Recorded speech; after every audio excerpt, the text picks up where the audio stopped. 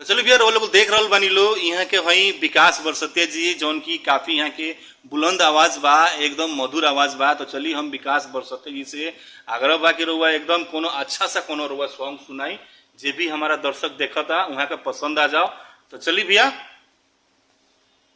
हाय भैया नमस्कार, हम भोजपुरी सिंगर विकास बरसतिया। ये खेत खलियान देसी ब्लॉग में स्वागत बा। एगो हम सॉन्ग सुनावे के चाहता नहीं, अगर अच्छा लगी तो लाइक सब्सक्राइब जरूर करें और शेयर करें और कमेंट करके बताएं कि गाना हमारा कैसा लगा। गजब गजब के लोग बजग में स्वार्थ भयल समाज हो, दुख में कहाँ बा केहू संगथिया, ई दुनिया में आज हो।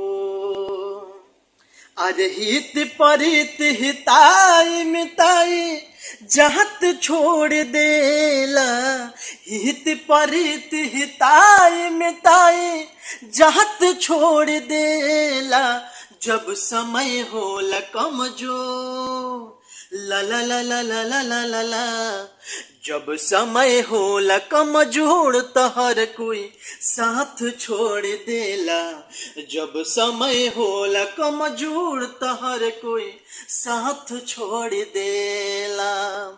आज बनला के 10 गो साथी बिगाड़ला के केहू ना, आपन बनैबा कैसे केहू तुहर होई ना।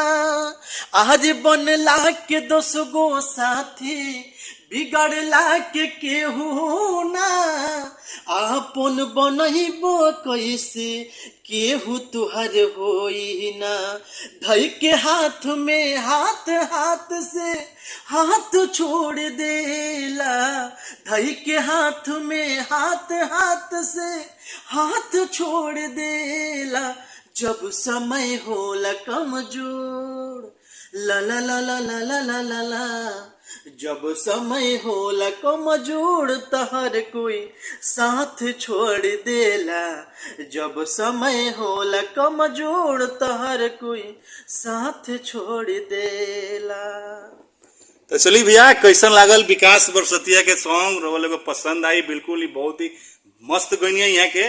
तो चलिए अच्छा लगी तो कमेंट सेक्शन में जाके जरूर से एक प्यारा सा कमेंट कर दें ताकि यहाँ के हौसला बनल रहो और काफी जल्दी हम तो कहें कि बहुत जल्दी यहाँ के हाईलाइटेड हो जाए और